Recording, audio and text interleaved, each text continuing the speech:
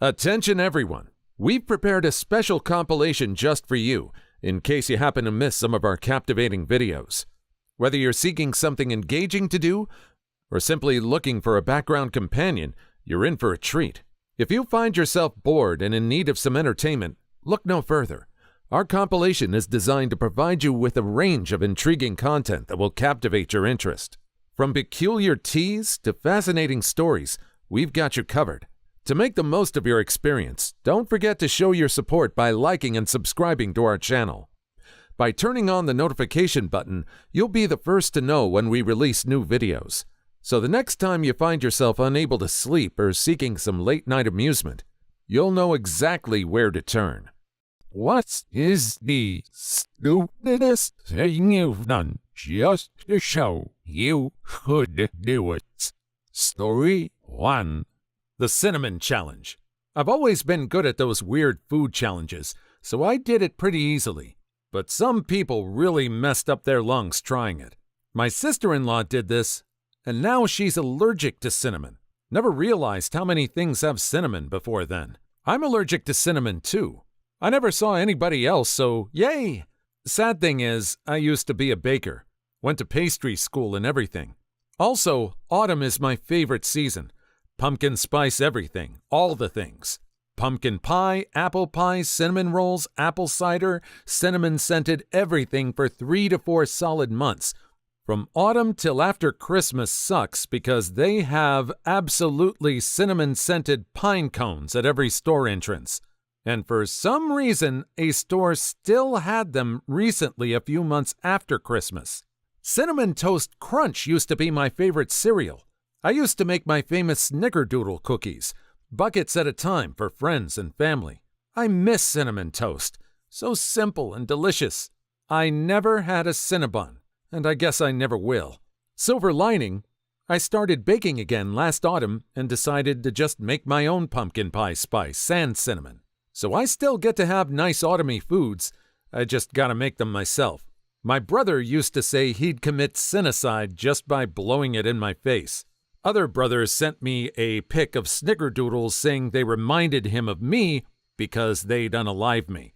Not true, but I'd be very ill. Today, my fiancé said he'd take a shot of Fireball and kiss me, and just generally start drinking it every night. Meanwhile, my mom keeps separate goods for me at her house. Alternate hand soaps. Of course, hers have some sort of cinnamon in the autumn Christmas months. Make apple butter sans cinna, and just be a generally good lookout for me for added cinnamon and things. Too long didn't read? Cinnamon allergy sucks. I remember that challenge. I had no idea it caused some people to become allergic. I guess that sort of runs along the line of diabetes. If you keep eating too much sugar, something switches in you, and now it can unalive you. I would think you'd have to take doses of cinnamon over a long period of time for you to become allergic to it. I guess that's not the case. Story 2. Jumped illegally over the China-Myanmar border and back again. Edit. Well, this blew up. This was in 2002. I was in China legally, in the town of Ruili, Yunnan province. Across a small stream and 2 thin strings of barbed wire was the city of Musée, White Elephant City, Myanmar, which was closed to foreigners at the time. A group of opium addicts were smoking in the thick bushes growing near the border and invited me over for a chat. I saw no border guards were within line of sight of me, so I did. We had an interesting chat in a mixture of English and Chinese. Later, I wandered into the closest narrow street lined with dilapidated white wooden buildings with bearded men in sarongs wandering around. I bought a Burmese noodle dish. No alcohol available in that state. Then I hightailed it back to the same crossing spot and over, about 90 minutes after I first went over. Ruili, China is, or at least was, a lawless borderland, with all the vices that lawless border towns typically attract. My crossing was the least of the local authorities' worries. I wouldn't repeat it or recommend it to anyone, though. Lucky you're not rotting away in a nasty old prison cell. Hey, they wouldn't let him rot away, unless there was something fundamentally wrong with his organs. Some people I met did the same thing on the China-Vietnam border, but with their motorbikes. It ended relatively well. They were bussed back to the border by the Chinese police. Unfortunately, they had to go through the embassy to get their bikes back. I do not know what ended up happening with them, though. Edit. This is the spot. After the Poles, it's China. I didn't realize there was such a gap there. I think when all of us think of Chinese borders, we think of the Great Wall of China. Didn't realize you could just step on over. It's an interesting way to describe the food, though. Oh yeah, dude, you gotta try these noodles. They are risk-crossing the border illegally good. Story 3. Walked through the brush of our tree line to get a football to prove it wasn't poison ivy. I did it. I got the football. It was poison ivy. I once did something similar, but it turns out I'm immune to poison ivy. The rest of my friends? Not so much. Fun fact, poison ivy in humans is like chocolate for dogs. It only affects 40 to 60% of things. With chocolate for dogs, it affects them enough to just avoid all dogs from all chocolates just to be safe. With poison ivy in humans, only a certain percent get the effects. However, just because you don't get the effects the first time, such as itchiness and rashes, you can easily get them the second or third, etc. You can handle poison ivy like 20 times thinking you're immune. Then all of a sudden, the 21st time hits you like a brick. Like chocolate for dogs, even if you think you're okay, it's still best to just avoid. Like dogs and grapes. Just had to get my dumb old Chihuahua Shih Tzu's stomach evacuated at an emergency vet. Then she came out black from the charcoal they tried to give her to soak up the toxins. You know, just in case she's in the percentage of dogs that a grape can unalive. Came home and ran around with my other dogs like nothing ever happened. Too long didn't read? Grapes may or may not be poison to dogs and cats. Pick the odds, and may they forever be in your favor. I didn't realize chocolate was that much of a percentage. I thought it was a for sure thing that this substance would just completely expire them. And I had no idea about the grapes. You'd think that something natural and healthy like grapes would be harmless to dogs. But then poison ivy is a leaf, so that kind of logic is just going out the window considering how that affects humans. Story 4. Won a donut eating contest. In 10 minutes, I ate about 17 donuts, and seconds before the time was up and I had all my thoughts set on having a healthy, cleansing puke, a mother sucker who wasn't even taking part yelled that throwing up afterwards should disqualify you. Somebody counted that I took in a few days' worth of calories. My appetite came back 2 days after. A mother sucker who wasn't even taking part yelled that throwing up afterwards should disqualify you? Ridiculous! You ate the most donuts in the allotted time frame. Everything after that doesn't matter. Yeah, it should only be if you throw up during the event are you disqualified. Edit. To all the comments about eating their own throw-up, I was only considering someone not doing that as I couldn't do that myself. But I agree. I don't know. My son was in a pie eating contest a few years back, and he was neck and neck with the girl next to him about halfway through the pie before she threw it up on the table in front of her. Did that stop her, though? Nope. She quickly ate her puke, finished the pie, and still took first place. Even typing this, I gagged at that memory. We all agreed, though, she 100% deserved that win. Story 5. When I was 6, I stapled my fingers because I had convinced all my friends that I had iron hands. I was around that age, too, and I was fiddling around with a stapler and stapled my pointer fingers together. It was the skin just next to the nails, so it barely hurt. I went downstairs to tell my mom, who was doing laundry, that I stapled my fingers together. I still remember the look on her face to this day. Edit. Then again, that was yesterday, so of course I remember. Since grade 6, I've stapled my thumb at least once a year. I stapled my thumb the first time because I wanted to demonstrate to my friends how a classmate stapled his thumb. And since then, I've stapled my thumb while showing various people how I stapled my thumb the first time. I did the same thing a couple years ago at my old job. I was about 28 at the time. Was holding the top part of the stapler, the bottom was on the desk, and for some reason, I leaned on it, stapled my middle finger in front of a bunch of colleagues and customers. Felt like a right idiot. Story 6.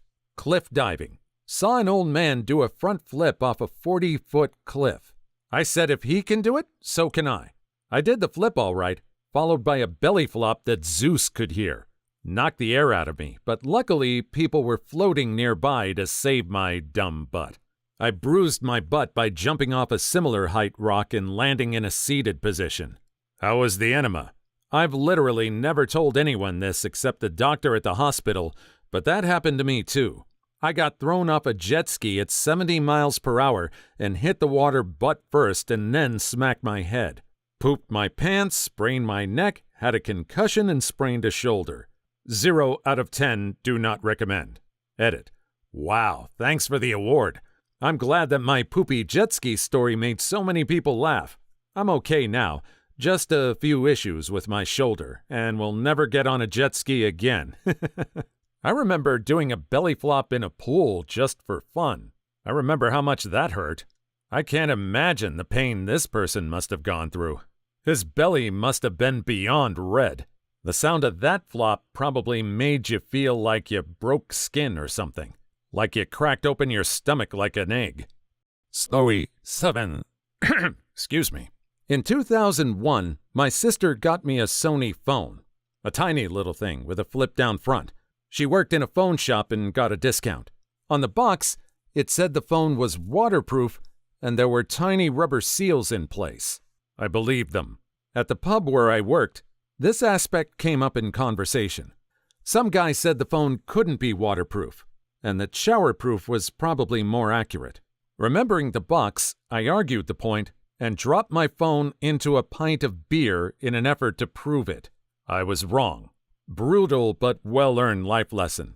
Oh my God, my friend did something similar at a bar years ago. She had a case called Life Proof, and she swore it made her phone indestructible. So she picked it up, slammed it on the table, and shouted, "Life Proof!" When she lifted it up, her entire screen was shattered. Yeah, mine just fizzled out and died. Wounded. Back to my old Nokia in those days. Nokias will outlive us all. What hobby does not get more expensive the more you dive into it? Story 1. Oddly enough, lace making. Depending on the style of lace you're doing, the initial cost of tools can be fairly steep. Or super cheap. Some styles require a needle. Just a needle. But once you've got the equipment, you're only ever required to buy thread and maybe pins or paper. Okay, pattern books, but if you're even a little bit creative, you've got that covered. Source. Used to make lace. Over the course of 15 years, I spent maybe $200. Not $200 a year, $200 spread over 15 years. And most of that was because I wanted specialty threads like hand-spun linen, etc. Initially read this as lance making, and I'm now in a wiki hole looking at medieval weaponry. I have nothing really to commit, just thought you should know one of the incredibly weird side effects of your reply. And if you let some historical reenactment groups know you actually enjoy making lace, you can make a fair bit of money off of it. Handmade, historically accurate lace is quite pricey, and 99.9% of that cost is in labor. The SCA is where I got started. Eventually left the SCA, but didn't leave laces until my health just wouldn't allow it anymore. I did once make an art and sciences judge scream in the midst of a competition, though. One of the upsides of laces is how strong it is compared to some of the others. I was talking to a friend about this, and to prove my point, picked up a 3x2 foot panel of lace, my work, twisted it up like I was going to towel snap somebody's butt, and then jerked on the ends as hard as I could. Judge screamed in horror, thinking I'd destroyed a year's worth of work. It didn't destroy it. I just unrolled it, smoothed it out, and laid it back onto the table. No fuss, no muss. It's one of my favorite stories. I did not know lace making was a thing, and now I'm very interested. The most expensive setup is probably bobbin lace. You need a specially made pillow, upwards of $150 on Amazon for a proper one, though I was taught on just a panel of styrofoam, a bunch of pins, and the bobbins, not counting pattern books. Laces, my style of choice, is much less. A shuttle, some doweling, and a weighted pillow. My first pillow was literally a piece of broken cinder block plus quilt batting wrapped in scrap cloth. and something to stretch the finished piece on.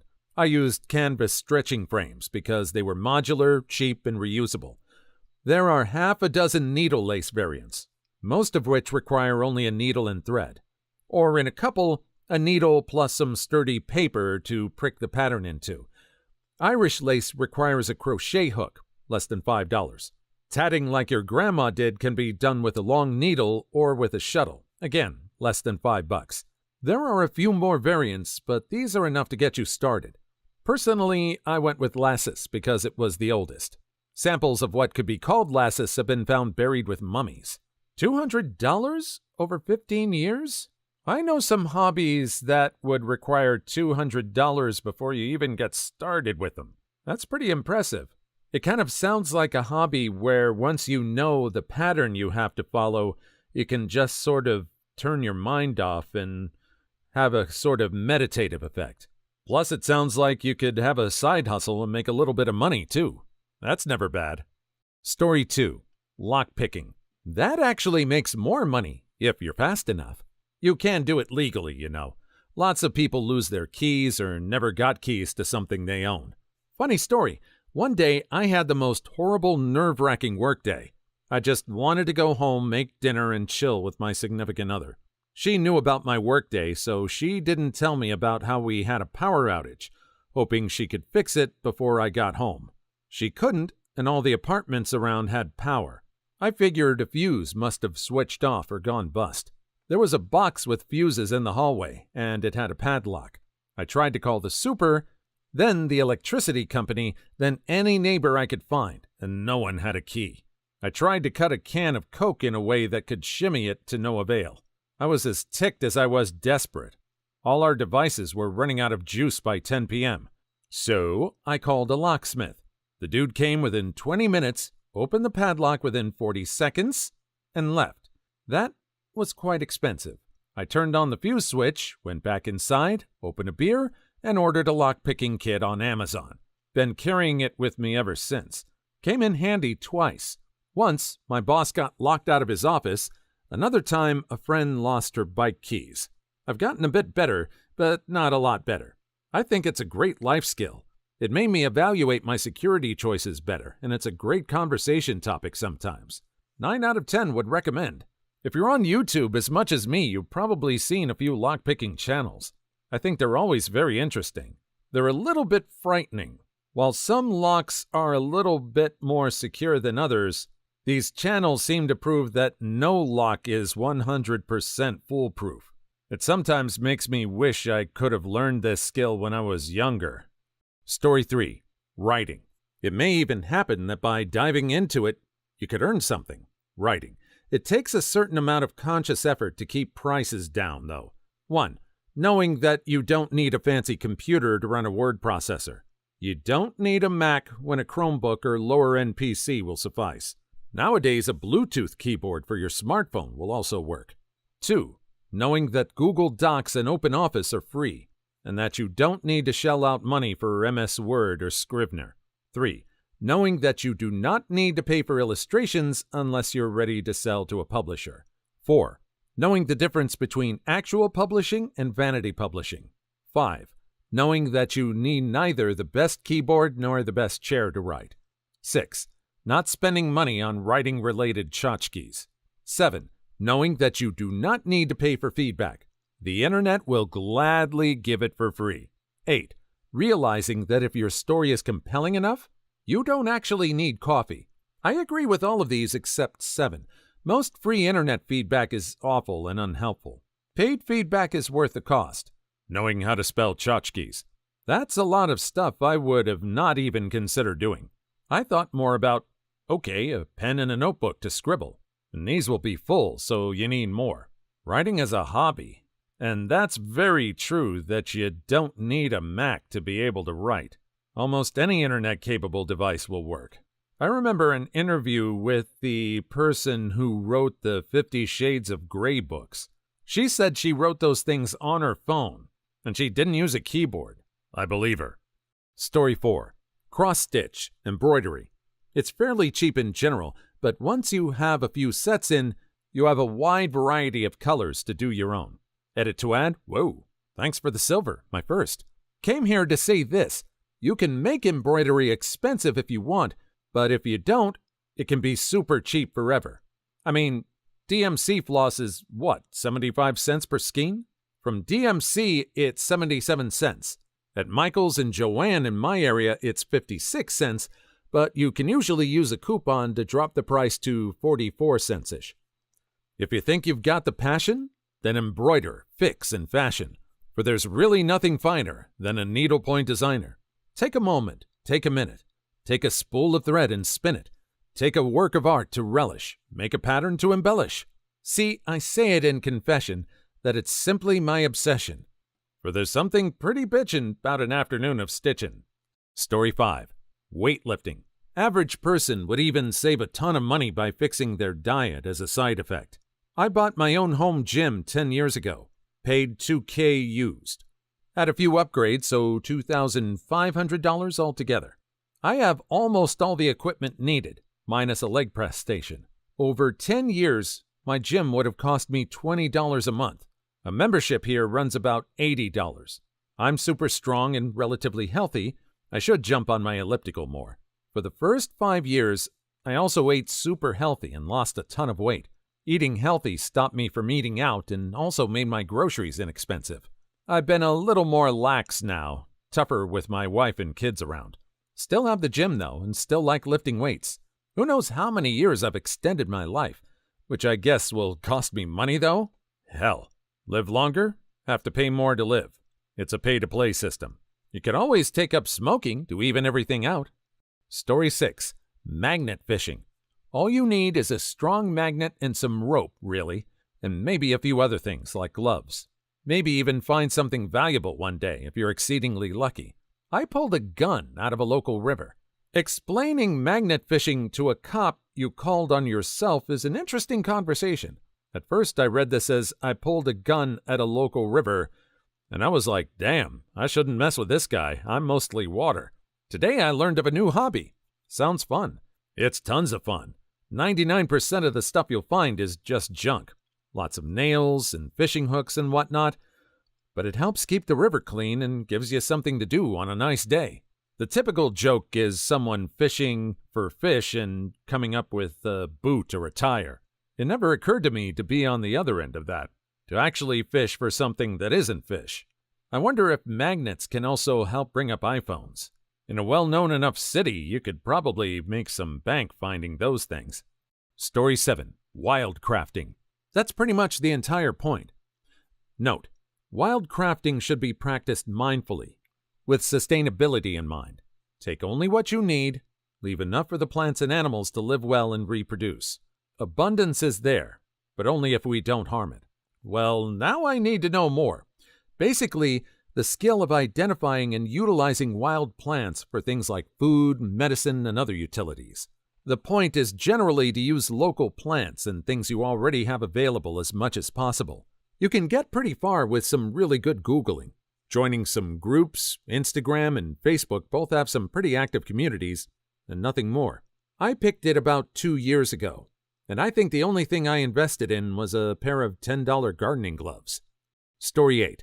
I started a podcast as a hobby with 2 friends that moved to different countries in 2018, and we're still going strong. We talk about different topics every couple of weeks, and it's very fun.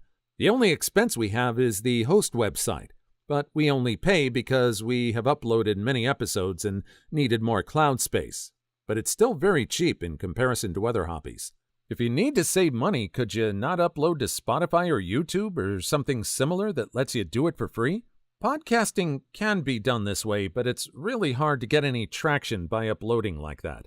If you join a network or podcast hosting site, they use a special type of web application that auto-uploads your podcast to every listening service. With a lot of those sites, your first ads are for other podcasts, which helps spread the word. What is something that bothers other people that you don't really care about? Story 1. I know this is really specific, but a 78-year-old guy recently stabbed a 38-year-old intruder in his home. The intruder expired. The old man was arrested. It's been in the local news. People are losing their cool about it, that it's disgusting to arrest the old man. That's the state of our country. It's pathetic, blah, blah, blah. I sincerely hope that after the investigation has run its course and the facts have all come to light, the old man is acquitted. And it's tragic that all this happened to him, but for pity's sake, of course he was arrested. As if the officers on the scene could go, "All right, you're old as dirt, mate. Nah, don't worry about it. We don't arrest old people. And we fully appraised the situation, and it was all this silly mongrel's fault. You were definitely right. We'll just get this body out of here and be off. Cheers." People are disgusted that this old dude was arrested. Very sad all around, but chill out. Of course he was. There's no suggestion that he's been ill-treated. Hopefully, justice will prevail. There are procedures for a reason. I mean, if the guy he stabbed was an intruder, wouldn't it be classed as self-defense? Should be, but the police investigate to make sure that's really the case. I don't know if I'm bothered by this or not. In a way, it shows that the police force doesn't show favoritism. In a situation like this, of course the person would have to be arrested and investigated before they're cleared. Again, I don't know any other details about this story. Now, if it was someone young and rich and they weren't arrested, that would bother me. Story 2. People being gay. It's never bothered me, but for some reason people lose their cool if a gay person is around them. I've never understood this. I'm a Southern conservative Christian, but I literally cannot understand how people of my demographic can hate another person just because they love someone of the same sex. I see a lot of gay relationships that are a much better example of loving and healthy partnerships and parenting than Tammy and Jim Bob down the street who are both working on their third marriage and ignoring their 6 children in favor of watching NASCAR.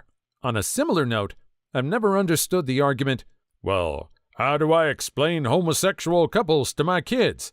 It's simple. You tell them they love each other like insert heterosexual couple.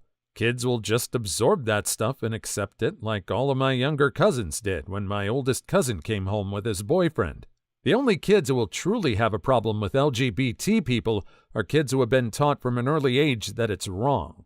This I wholeheartedly agree with. I think maybe a lot of these conservative or otherwise quote-unquote moral people have an issue because they think gay people are all about the hookup lifestyle or something. It's not like that. There are couples that are gay that are committed just solely to each other in the relationship.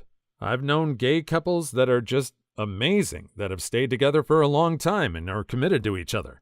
Story 3. Eating certain food at the wrong time or in the wrong order.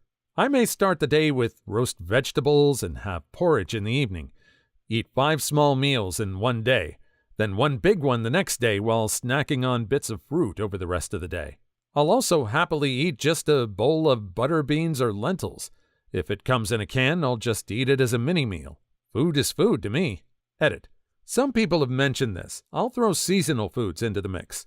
Ice cream in winter or hot chocolate in summer is totally cool by me. How can you eat leftover pizza at 8 a.m.? Like, what the hell? Why would I be cool with eating it at 4 p.m. but not now? What's the problem? It tastes the absolute same. I had a ham and cheese Hot Pocket for breakfast at work one day, and a coworker was giving me hell about it. Okay, what's the difference between what I'm eating and the ham and cheese biscuit you're eating? Also, who cares? I think the only reason you would have to care is if someone is continually eating unhealthy at every meal. Like overly sweet or overly salty food every meal all the time.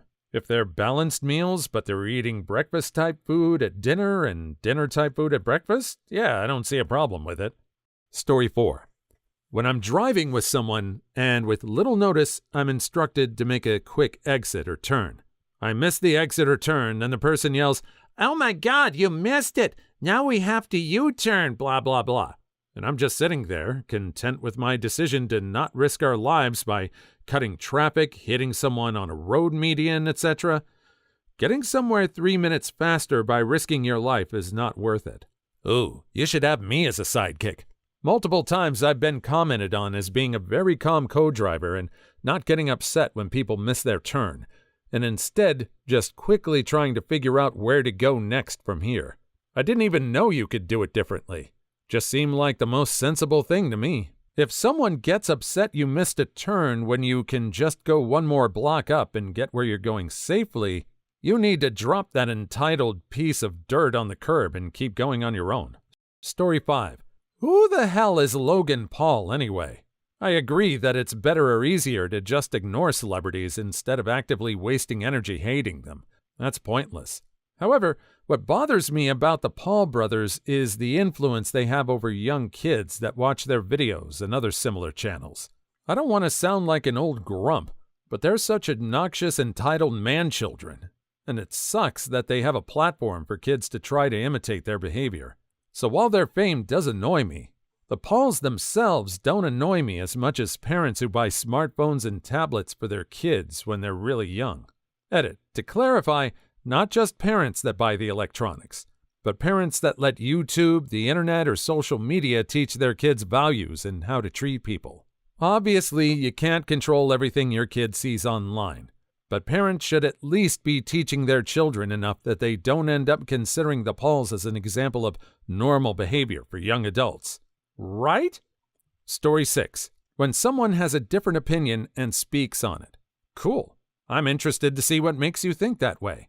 If people can politely explain their opinions to me, I'm all for the discussion. I enjoy it. It's learning. I don't understand why anyone wouldn't want to learn more about the people and the world around them. We are all uniquely individual beings with unique experiences and perspectives and thoughts, and that's an amazing thing. I might not agree with the opinion, but I will try to be polite about it until the other person starts not being polite to me. The art of debate is dying. People are offended when you don't share their opinion, or they think their opinion is a fact, or that they think when someone says something, it means they think it's a fact, when they're really just sharing their opinion. There's a lot of caveats with this one. If the person is sharing an opinion, and they're reasonable, and they don't expect you to share that opinion as well, then that's great. That's them expressing their opinion and discussing it, maybe showing you a different way of thinking than you normally would. Maybe you'll come around to their way of thinking. I think the big issue comes in people that state their opinion as fact or law or the only way. And when they get mad that you don't think as they do, then that's the issue. Story 7. What other people do with their money. I'm not super stingy with money. I spend pretty liberally. Not extravagantly, but when I food shop, for example, I don't check prices. I just buy what I want. It's my money and my choice. I have a friend who gets angry with me for not knowing how much I spent on things or for not choosing the cheapest. I'm the opposite. I'm an extreme cheapie, but I don't blame others for spending differently. My other friends make fun of my friend for buying a really expensive guitar recently, but he loves that thing. That's my mom. She asks me how much oranges cost where I live. I don't know. If I want oranges, I buy them. It's not like I'm buying a house. It's fruit. Story 8. Gen Z doesn't have an opinion because they eat Tide Pods.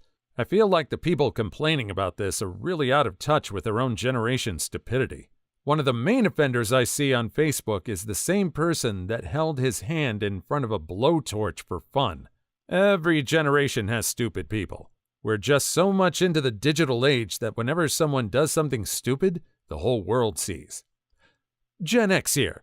Every few weeks I see one of my peers sharing something like, "My generation don't need to be told don't try this at home because we weren't stupid." When actually, the whole kids don't try this at home started in 1980 on the show That's Incredible, because we were being stupid. Please like and subscribe if you made it this far. I hope you'll enjoy the rest of the video and have a wonderful day. Students, how did your teacher get fired on the first day of school? Story 1. Not the first day of school, but I had a teacher who was canned halfway into the year. Our former Spanish teacher left the school to get a job working at a college because he needed the money to raise his nephew, who he adopted. Sad story, not going to go into much detail. When we arrived at school the next year, there was a new Spanish teacher, a young lady who was fresh out of college. She seemed nice and fun, which are two things everyone wants to see in a new teacher, and many of us were optimistic for a good year under her teaching. Soon, though, many of us began to realize that something major was off. First, She was always late by at least 10 minutes. We discovered that she was working a second job in town at the Wendy's. No problem there. I know several teachers who have needed to do 2 jobs to make ends meet. But she couldn't balance the 2, and constantly was late turning papers back to us as she didn't feel like grading after her second job. Because she was late as well, she had to rush her lesson in a much smaller time frame. Second, she had mental disorders. It wasn't one of those things where we had to wonder if she did, because she publicly bragged about having them. Over the course of the few months she was our teacher, we found out she had bipolar depression. Her roommate was into cutting, and she surrounded herself at her house with dark imagery, including a copy of the famous picture Saturn devouring his sun. And this is what she made public. Third, many of her assignments would encourage us to say, in Spanish of course, such things as, "What teacher do you not like?" or "What student do you have a problem with?" and wouldn't accept none for an answer. Fourth, many of her lessons weren't really lessons. She put on movies with the Spanish language on and played them. I don't think we ever got through one movie either, because it always seemed to change from time to time. Finally, the big thing that we discovered was that she had lied. She didn't even speak Spanish and had lied to get the position. She had faked her credentials and did just enough to get the job. Seeing that the school was desperate for a Spanish teacher after the last one left, the class president, one of the other teacher's daughters, and her friend had their suspicions about her and made several purposeful mistakes on tests that would have been obvious to someone who has more than surface knowledge in Spanish. When several assignments and tests were marked correctly, they approached their mom, who gave them an audience with the principal. Halfway into the year, she was late again, but this time she was the latest she ever was. You can probably guess what happened next. This is reminding me of Jack Black in the School of Rock, except it's all incompetence and no rising together as a class after that. With such a need for teachers these days, it's kind of sad that someone was able to skate her way into a position by just faking it. And why as a teacher? If you're going to skate your way into a job, maybe try one that pays a little more. Maybe teachers have a really awesome healthcare program that she needed. Story 2. Not the first day of school. Not even a teacher. A freaking police officer. I'm pretty sure someone might have heard of this or recognized this, but if you know, you know. When I was in middle school, we had a few police officers who would protect the school, I guess. I mean, what else would we need them for? There was one who we'll call Francis. Yes, his real name, because I have zero sympathy for child perverts. So curse him. Who I used to think was a really cool and chill guy. He was very nice and kind to pretty much everyone, even the students. That is, until several years later. My grandmother got a newspaper on her driveway like everyone in town does, and she read it. My mother was there too. They were downstairs talking about what I didn't know at that moment.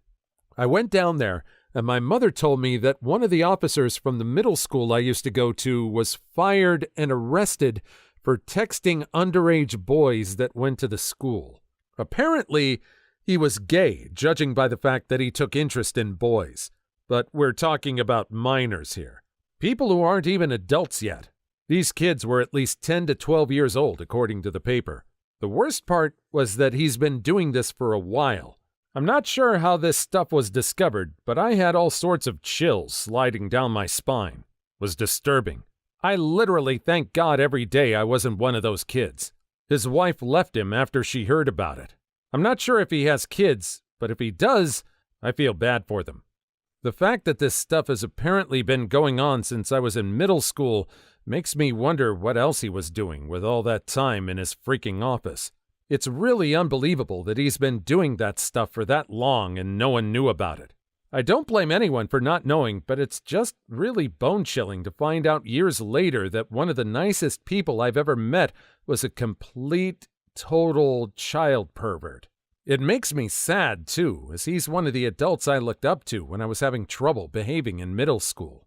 Well, it seems we have another one that is not the first day, and this one isn't even a teacher.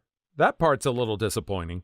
It's also a bit unnerving that this person was such an inspiration to a lot of people, and it turned out that he was texting these boys.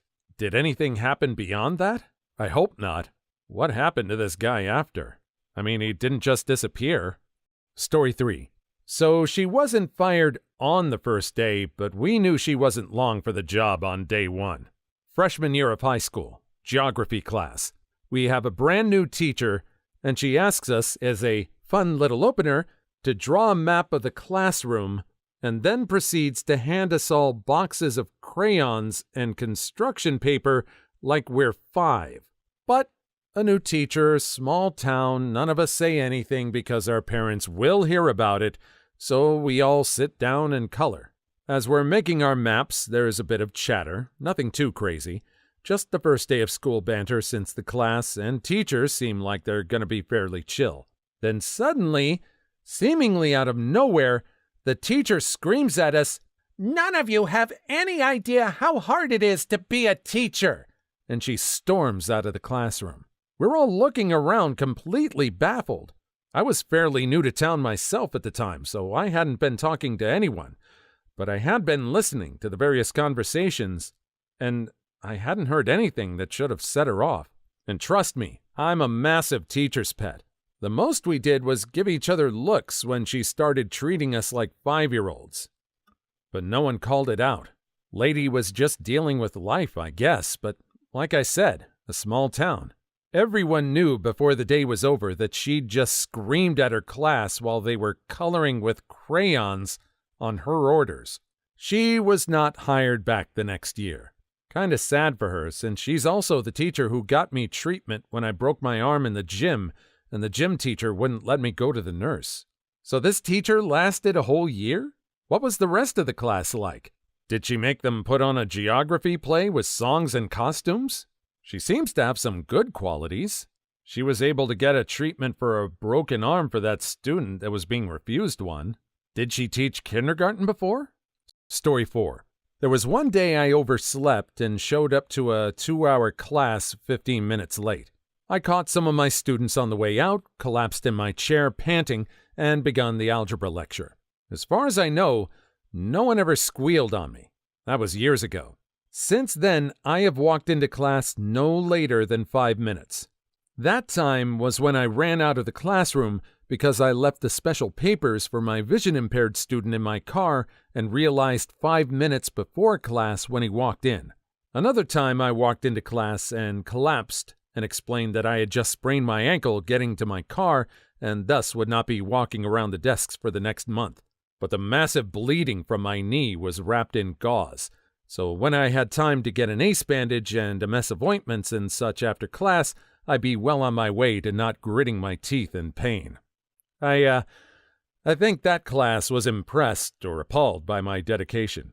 Then there was the time I was asked if I wanted to take an additional class that semester, said yes, and within the hour got spammed by students wondering what was going on. Professor vanished from the face of the earth, never showed up, but when they reassigned it to me, the email professor button redirected to me. So I had to explain that I was not, in fact, Professor Vanished, nor did I have any idea what happened to Professor Vanished. Nor indeed did I know who Professor Vanished even was. But his vanishing was most certainly not my fault, and stop complaining to me about it. Story 5. We had a teaching student when I was in 2nd grade. She was with us for, I think, 2 or 3 weeks, and then there were some other people coming in and watching how she performs during class. After that, she came to us in class and got angry at us because she failed her test. And she says stuff like we're little brats that don't listen to their teachers and stuff like that. Remember, it was 2nd grade, so we were about 7 years old, and then there's this adult in front of us getting really angry at us because we apparently make her fail her test. We all looked at each other really shocked because we didn't know what we did wrong. We were a good class. I would say 90% of the time we did as teachers told us. Our main teacher was with us in the room, and she stepped in and stopped her from talking. Next day, our teacher came to us and told us it wasn't our fault for this student teacher failing the test, and that she was just angry and she blamed it on the next best target.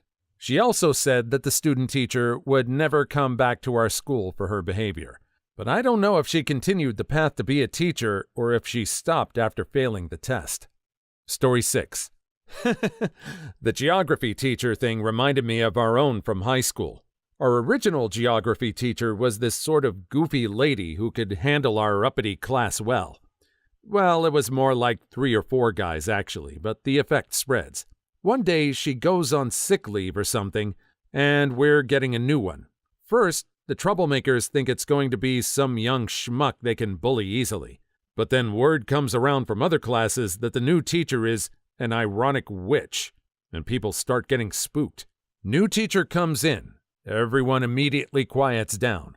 Her appearance can only be described as a fat, goth gypsy fortune teller mixed with No-Face from Spirited Away.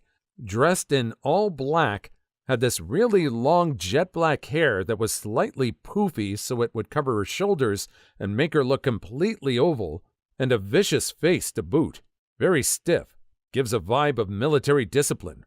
I've never seen my class shrink down to poppy seed so fast. After a few classes, it turns out she's pretty laid back and cool. Just was extremely sinister looking. Had a noticeable Bosnian accent, too. One time, one of the troublemakers jokingly commented that getting an A in her examinations was easy, as all you had to do was make a Trebinje as a country joke. Do you think maybe she started the rumors herself? That way, when she got to the class, she didn't have to deal with very many outbursts? I think that kind of word-of-mouth campaign would have worked great for this kind of situation if it were done on purpose. She seems like a nice enough teacher. Maybe she just found a way to exert control right from the start. Story 7. The weirdest case I had was a foreign language teacher who got fired after a month. You know, this guy seemed like a pretty special type of one. For us first graders of middle school, he was pretty cool. His English, foreign language to where I live, wasn't really as good, but sure he worked well for ethics class. But that wasn't the reason he got fired. Apparently, he had a behavior with the high schoolers who made them uncomfortable. He tried to explore topics on intimacy, and some of the students didn't like it, even accusing him of being gender-biased and a child pervert. The real thing was, these seemed to be false accusations, and some of the girl students were terribly biased. However, it seems that he had a different behavior with the middle schoolers than high schoolers. I wasn't there to know the full story, but the accusations didn't come very well. This teacher acted cool and normal to us, but after these accusations, everyone twisted his words. It's still kind of a mystery to me. That teacher inspired me in some ways, and didn't feel anything wrong with his mental state. Managers? Who was your favorite firing? Story 1. I was the delivery supervisor at a small office furniture and supply store. I helped with interviews and trained all the new guys. In comes C. C interviewed extremely well and seemed pretty cool at first. Usually we would train people on delivering supplies, and once they got the hang of that, we would train them on delivering furniture. After C got hired, our current supply driver, D, got into a special program at the local community college which limited his availability, so he would stay on supplies, and C got put on furniture with me. This went well for about 3 months, and I realized that C was kind of an idiot. He always thought that his way was the best way, no matter what the situation was. C was also very smug and rude at times. D got done with his program for the summer, so we started training C on supplies. After about a week on his own, we started getting calls complaining about C. He would deliver supplies to the neighbor business instead of the actual customer because he didn't want to get a signature for the supplies. We talked with him about this, and he stopped doing that, but then caused more problems. We had a church that was a customer of ours for 20-plus years. They would order about $100 to $200 worth of supplies every few weeks. They had a receptionist that C thought was hot and kept asking her out. She would always turn him down and ask him not to ask her out. He thought she was playing hard to get. She got tired of it and called my boss. Boss called him into the office and had a talk with him. C was going to be leaving for school in about a month or so. Boss let everything slide, knowing he was leaving soon. That day, on his way home from work, C went 45 minutes out of his way and proceeded to chew the poor receptionist out for telling on him. She asked him to leave and called the cops. Before the cops got there, C left. Office manager at the church called my boss and canceled their account because of C. The next morning when C came in, he started going over the list of deliveries looking for the church. Boss grabbed him, pulled him into the office, and proceeded to yell at him for about 30 minutes, firing him and telling him that if he returns to the church, he will be arrested for trespassing. Day started at 8, C was fired by 8:30, and we were taking applications by 9. After the talking to, what made C think it was okay to go back and tell this person off and then expect to be delivering to them again? I can totally get behind this guy's firing. He cost the business money. You could probably get a fair estimate on how much money he cost them if they kept ordering every few weeks. I'm sure that boss tried pleading with the church to get their business back. He must have been really awful for the church to keep saying no. Apparently, some things are beyond forgiveness. Story 2. Only a crew member, so technically she quit. But there was a girl working at the same McDonald's as me who was just absolutely stupid. I trained her at least 5 times on grill, and she still just did not get it. It hurt to watch her work on grill while I was on table during rush, unable to go over and correct her because I was too busy with something else. If you called out her name or yelled to tell her to stop doing something, she would act like she couldn't hear you and just kept going. One time she cut her hand on a stray piece of metal while cleaning behind the grill, and instead of washing the wound or going to the first aid kit in the office, she wrapped a bunch of paper towels around it and put a glove over it, not telling anyone she had been cut for about 20 minutes while just standing around the grill.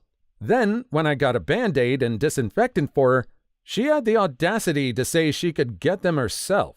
The worst thing she did, though, was she would put quarter meat down. Then when another one would come up on the screen, instead of putting that meat down on the other side of the grill, she would cancel the half-done quarters cooking process, put raw meat next to half-cooked meat, put the plate back down, and then bring it back up when she thought the first round of meat was done enough. We would get onto her for this every time, but she just kept doing it. One night I had gotten so ticked about this that I just went over and started doing grill, and she was asked to put in cookies. The cookies, being both raw product and food, have to be interacted with while wearing gloves, and she touched them with her bare hands, and someone else got onto her for it. She said, "What is everyone's problem tonight? I don't have to be here, you know."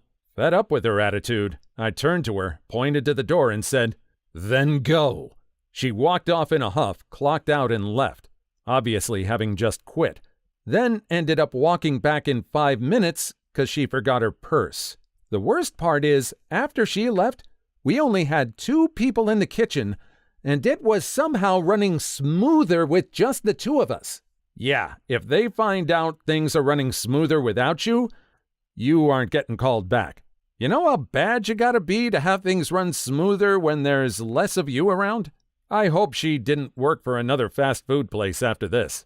I wonder if this McDonald's ever provided any references.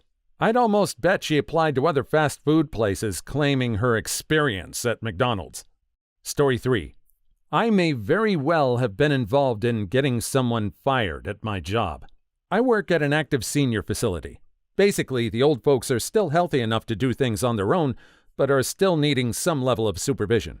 And I work as a dishwasher in the facilitated restaurant. One of my old coworkers, we'll call her Marie, was one I didn't really talk or interact with very much. Mostly since I could tell how disinterested she was in just about everything and everyone. Being stuck in the back of the house, I don't see what's going on the dining floor. But apparently, according to my other coworkers, Marie wasn't the most reliable at her job. Barely bussing tables, not helpful at all at the end of the shift for the silverware and glassware polishing. Just all around lazy. Not quite my problem. I'm not involved in that part of the job. One night, however, we were particularly swamped with a combination of residents and their guests, and it was all hands on deck. I'm in the dish pit running to and fro and cleaning dinner dishes and whatever I could get from the line cooks when Marie comes up and asks me to fill the ice box on the soda fountain. I have literally never done it before. It's not my job, but whatever. I don't really refuse to give help, so I do my best to put ice in there. But I apparently didn't put enough ice in it, because about 5 minutes later, Marie comes up to me and berates me for doing it improperly, in a very rude and kind of demeaning way. And I'm just like, what the hell? That's not my job. I'm sorry it wasn't like it's supposed to be, but I don't fill the icebox. In my head, not out loud, because I didn't want to cause drama. Thankfully, later on that shift, a coworker that I actually like and get along with came up to ask what had happened earlier with Marie, and after I explained, she ensured it wasn't okay for her to do and say that, and that she'll give Marie a talking to. About a week later, Marie is no longer working there. She was fired. Apparently, Marie wanted to be manager. She didn't want to work. Do you think she just tried to fake her way into telling other people what to do and then claiming that as experience later on in reviews or something? I could just imagine her saying, "Oh, this place was a mess until I started taking charge and delegating to whoever needed to do what needed to be done." I'm almost willing to bet that's what she was planning. Story 4. I used to deliver medication to nursing homes. This is the one story I always talk about, especially because all of this happened the day after a full moon. At a certain nursing home, I had to go to each individual nurse's station and deliver the meds. If there was a narcotic in the tote, I had to wait for an RN to sign off. There had been some theft, so this was a theft prevention measure. When you're waiting, the nurses will go about their business. Give some residents snacks, put others to bed, and so on. While waiting for an RN in the altimeters wing, one nurse stayed at the nurse's station doing paperwork. The other had gone up the hall to help a resident. I just kind of had to stand there and wait for the RN to finish signing in these meds. Until the paperwork is signed, those meds were my responsibility. I turn around and see an extremely old man and old lady sitting next to each other. The old lady in an oversized recliner and the old man in a similar recliner. Now, before I continue, I want to tell you all about a condition called sundowners. Basically, it altimeters and accelerates in the evening. This condition is more common amongst those who spent most of their life working the graveyard shift. So I turn around, and the old man stands up. I think nothing of it. I turn back and check on the nurse at the nurse's station. The door to the elevator was basically beside the nurse's station, so looking back never hurt. I hear a noise behind me, so I turn around. I turned around just in time to see the old man drop trow and start peeing on the old lady. Let me be honest. I had seen some weird stuff doing that job. My gut reaction seeing this guy, who I found out was 86, giving an old lady a golden shower, was to say in a calm, clear voice, "Holy hell." The nurse immediately looked up and began to intervene. She was one of the best nurses I had spoken to at that facility. But hey, when you gotta go, you gotta go. Story 5. I got to witness a firing. My school district had a summer program that high school students can sign up for and get hired to do a 1-month job that has construction, groundkeeping, and building art for history preservation of the town's heritage. It's fun and cool, honestly. When I worked there, it was 3 to 5 main teams that students and mentors would be in, then separate for the day. Well, my team had a few good, hard-working people from different grades, but there was a girl that would brag about all the things she would buy with her paycheck from it. Like, she was talking about getting a new phone, speakers, a literal car, and get junk food. But she had a huge problem of coming in late and leaving early and taking long lunches, even though the program provided free breakfast and lunch on campus. One day, we all thought she wasn't even coming in, only to show up after lunch to start her day. And my supervisor was very mad, but told her to get ready and start. Well, she didn't come back right away. After about 20 minutes, she was going to the campus hill in her mom's car, telling my supervisor that she was leaving early to hang out with her mom. She was fired right there. My supervisor was genuinely happy to get rid of her that she left to buy us donuts and soft drinks. The program was paying students $10 to $11 an hour for 19 days. We would get $1,000 to $1,300 on the day when we all got our paychecks. She was found to only have $84 for all the time spent working. I only knew that was her amount when she came back to pick it up and then started to show everyone. Story 6. In my mom's last year of life, I hired caregivers to come into the home and help with my mom's very involved medical care. My dad, her doting husband of 51 years, had just passed, and she was grieving his loss deeply. Her grief became so bad we barely knew how to comfort her. Of course, she was on all the end-of-life meds, which included very strong nerve meds. Soon after, she suffered from a stroke, which was totally unrelated to her other health issues. It came as a surprise, but we just assumed it was because of the stress from her loss. She got some relief when we would give her nerve pills, but I started to notice that she always seemed to be at her worst when one particular caregiver was on duty. I set up a baby monitor and found out that this girl was stealing my mom's nerve and pain medicine instead of giving it to my mom. No wonder she was always so willing to put in overtime. Of course, I fired her immediately. Later, I learned that stopping that one med abruptly could lead to strokes. I have no way of knowing if this is what caused her stroke, but you cannot imagine how angry I was. The good news is that shortly after firing that girl, my mom started to improve a lot. In fact, the hospice nurses couldn't believe how much better she was. They had pretty much given up on her ever making any improvements. I have no idea what happened to that girl, but I did try to reach out to her to encourage her to seek help, but I never heard from her again. It's pretty amazing that that person actually reached out to this girl. I'm sure a lot of people would be entirely furious and not want to speak to them again. It's amazing that she was able to improve so much just because one person was removed. I'm glad the mom's last year of life was able to have a little bit of a lift to it. Please leave your story in the comments. I would love to make a video on them in the future. Also, don't forget to like and subscribe.